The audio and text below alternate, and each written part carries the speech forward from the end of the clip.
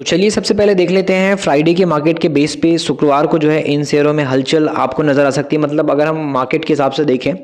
तो आज दिन भर में जो मार्केट के हिसाब से जो हलचल आएगी, बाइंग सेलिंग के हिसाब से जो डेटा प्रोवाइड होता है, उस पॉइंट पे अगर हम देखेंगे क्या क्या अपडेट रही हैं जिससे कि शेयर प्राइस में तेजी गिरावट दोनों चीज़ें संभव है, तो उन चीज़ों को ध्यान में रख करके इंपॉर्टेंट चीज़ों को इस पे देखने वाले हैं। टोटल यहाँ पर हम जो कवर करेंगे 10 कंपनीज़ को करने वाले हैं। 10 कंपनीज़ काफ़ी इंपॉर्टेंट कंपनीज़ है, बिजनेस वाइज अलग अलग इंडस्ट्री की कंपनीज़ है, तो सभी कंपनीज़ में जो ज़रूरी चीज़ें हैं उनको हम ध्यान से देखेंगे। अपडेट अडानी विल्मार के बारे में, जिससे डेफिनेटली फ्राइडे के मार्केट के बेस पे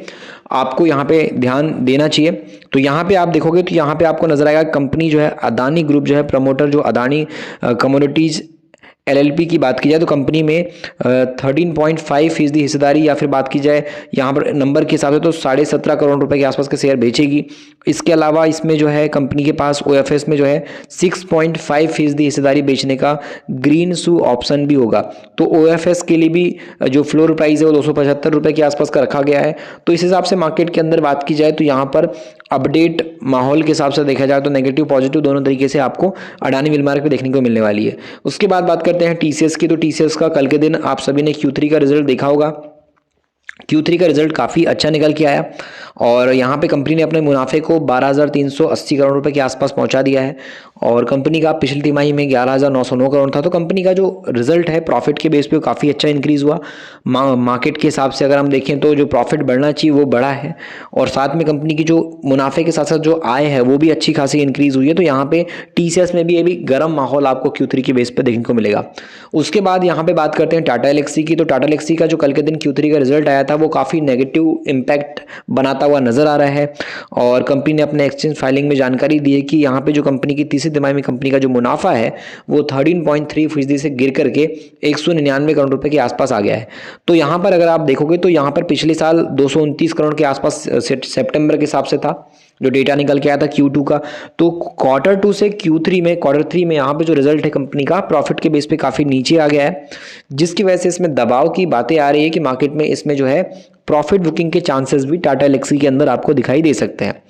उसके बाद आगे बढ़ेंगे तो यहाँ पे आती है पोलियोप्लेक्स कॉर्पोरेशन लिमिटेड और कंपनी ने कहा है कि वह भारत में जो है बीओपीएटी यानी कि मैन्युफैक्चरिंग प्लांट स्थापित करने के लिए 558 करोड़ रुपए के आसपास का इन्वेस्टमेंट करेगी। और कंपनी मार्केट के हिसाब से बात की जाए तो कल के दिन यहाँ पे शेयर प्राइस में गिरावट भी देखने को मिली थी। बाकी अगर हम बात करें नेक्स्ट कंपनी की तरफ तो इसकी भी अपडेट नजर आई कि सेनको गोल्ड जो है ज्वेलरी के बेस पे काम करने वाली कंपनी, तो इसमें भी मार्केट के हिसाब से अगर हम देखें तो इंपॉर्टेंट चीज़ें नजर आई और उसने ऑलरेडी 2024 में काफ़ी बढ़िया ग्रोथ दिखाई है इन्वेस्टर के पॉइंट से। तो इस वजह से सेनको गोल्ड पे भी अभी लोगों का नज़र बना हुआ है, फोकस बना हुआ है। तो यहाँ पे कंपनी ने दिसंबर तिमाही के जो बिजनेस अपडेट है उसमें कहा है कि इस साल कंपनी जो है 18 से 20 शोरूम अपने खोलने की प्लानिंग कर रही है और कंपनी ने कहा है कि Q3 में जो सेल्स है वो 2000 करोड़ रुपए से ज़्यादा की रहेगी, जबकि Q3 में रेवेन्यू ग्रोथ में 22% रहेगी। तो कंपनी के हिसाब से बात की जाए तो एक अच्छा खासा पॉजिटिव माहौल नजर आ रहा है। तो सेनको गोल्ड के हिसाब से भी इन्वेस्टर काफी एक्साइटेड नजर आ सकते हैं अगर हम यहाँ पे कुछ अपडेट के हिसाब से देखें। उसके बाद है Indian overseas bank. Public sector के बैंक ने बात की जाए तो यहाँ पर कहा है कि 46 नॉन परफॉर्मिंग एसेट जो एनपीए है अकाउंट की जो सेल के लिए एसेट्स रिकंस्ट्रक्शन कंपनियों के हिसाब से जो है यहाँ पे कंपनी ने आमंत्रित किया है, जिनकी कलेक्टिव वैल्यू जो रहेगी वो 11,500 करोड़ रुपए के आसपास की रहेगी। तो ये जो एनपीए को कम करना और कंपनी की एसेट्स क्वालिटी में सुधार करने के लिए बैंक की रणनीति का जो हिस्सा है उसके चलते मार्केट में इसमें भी काफ़ी बड़ी हलचल डेफिनेटली इस न्यूज़ के पर्पज़ पे इन्वेस्टर के दिमाग में मचती हुई आपको नज़र आ सकती है। उसके बाद अगर हम आगे बढ़ें तो यहाँ पर नेक्स्ट कंपनी निकल के आती है मजगांव डॉक की बात की जाए तो ये कंपनी वैसे भी आपको पता होगा कि शेयर प्राइस के हिसाब से काफ़ी माहौल में रहती है, काफ़ी चर्चा में रहती है। इस पे ऑलरेडी काफ़ी लोग ध्यान दे रहे होते हैं, क्योंकि इसका कारण ये भी है कि इस कंपनी में सीधी बात तो शेयर प्राइस काफ़ी भागा है, काफ़ी तेज़ी नज़र आई है, तो इस वजह से इस पर चर्चाएं काफ़ी ज़्यादा होती है मार्केट में। तो अगर आप यहाँ पे इसके हिसाब से देखोगे तो यहाँ पर जो इंडियन नेवी को बात की जाए छठी स्कॉर्पियन वसाल की जो बोल सकते हैं सबमरीन है उसको डिलीवर कर दी कंपनी ने वाक्सीर के नाम से। और कंपनी ने एक्सचेंज फाइलिंग में कहा है कि मजगांव डॉक जो है शिप बिल्डिंग लिमिटेड भारत सरकार की आत्मनिर्भर भारत और मेक इन इंडिया पहल को जारी रखते हुए यहाँ पर जो है प्रोजेक्ट P75 की जो छठी बात की जाए यहाँ पे स्कॉर्पियन सबमरीन है उसको डिलीवरी कंपनी ने की है। उसके बाद अगर हम बात करें नेक्स्ट कंपनी की बेस पे, तो ये एआई बिजनेस में काम करने वाली कंपनी से जुड़ी हुई कंपनी है, जो कि आर्टिफिशियल इंटेलिजेंस के बेस पे काम कर रही है कंपनी,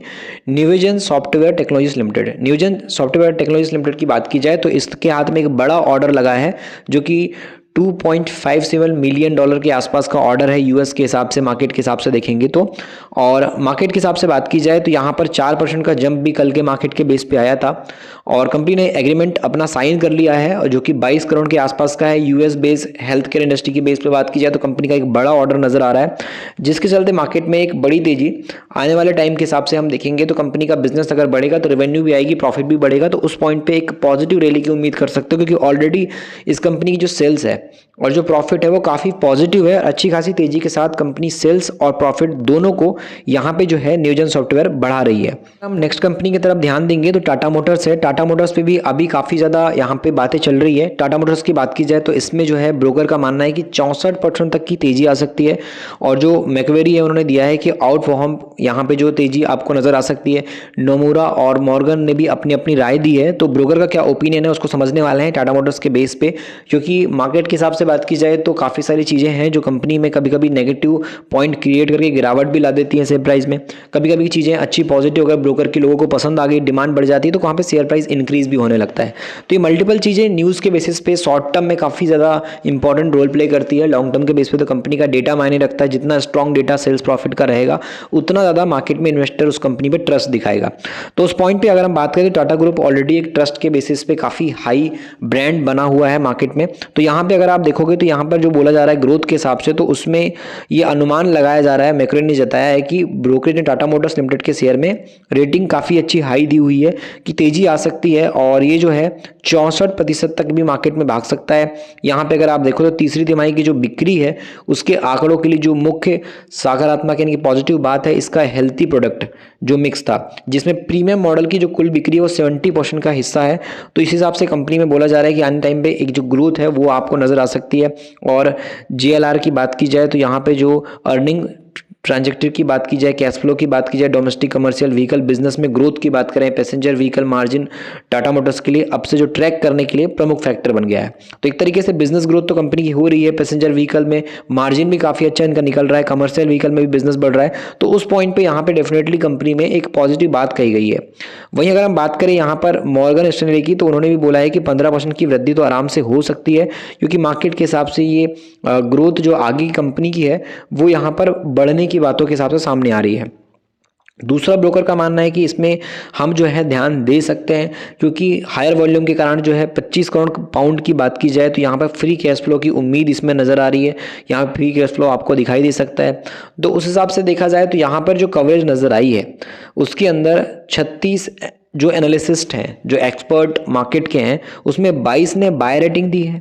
9 ने होल्ड करने की बात कही है, और मात्र 5 ने इसको सेल करने की बात कही है। तो इसका जो सेल रेशियो है, जो मार्केट के अंदर नेगेटिव इंपैक्ट कई बार क्रिएट करता है कई सारी कंपनीज के स्टॉक के अंदर एनालिसिस्ट की रिपोर्ट का, तो उसमें आप देखो तो काफ़ी कम लोगों ने इसको बेचने की बात कही है। बाकी ज़्यादातर ने तो 22 ने तो बाई की बात की है, खरीदने की बात 22 की, 9 ने होल्ड करने की बात की है, रखे रखो, और मात्र 5 ने कहा है कि टाटा मोटर्स को बेचना चाहिए। अगली कंपनी की तरफ बढ़ेंगे तो यहाँ पे है रिलायंस इंडस्ट्रीज। रिलायंस के मार्केट के हिसाब से Q3 का रिजल्ट का वेट सभी लोगों को है, और फाइनली कंपनी ने अब अपनी अपडेट के जरिए बता दिया है कि रिलायंस इंडस्ट्रीज अपने Q3 के रिजल्ट कब पब्लिकली यहाँ पे रिलीज करेगी। तो उस पॉइंट पर रिलायंस इंडस्ट्री की अगर हम बात करेंगे तो मार्केट के हिसाब से यहाँ पर आप देखोगे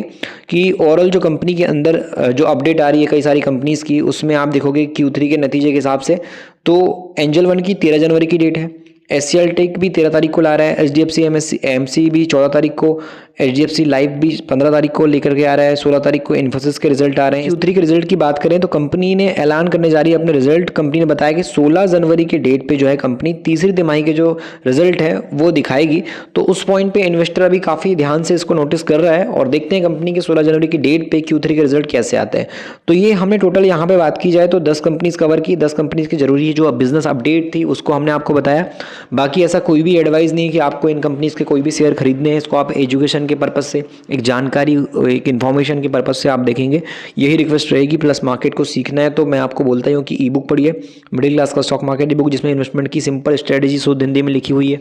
एक आम आदमी की पूरी जर्नी आपको पढ़ने को मिलेगी और कैसे हम मिस्टेक्स करते हैं, वो 5-7 साल का अनुभव जो एक इंसान को काफ़ी वक्त के बाद मिलता है, वो आप इसको पढ़ोगे, वो भी बहुत कम टाइम के अंदर, कुछ मिनट के अंदर ईजिली पढ़ सकते हो। तो लिंक डिस्क्रिप्शन में, वहाँ से आप ई बुक तक पहुँच सकते हो।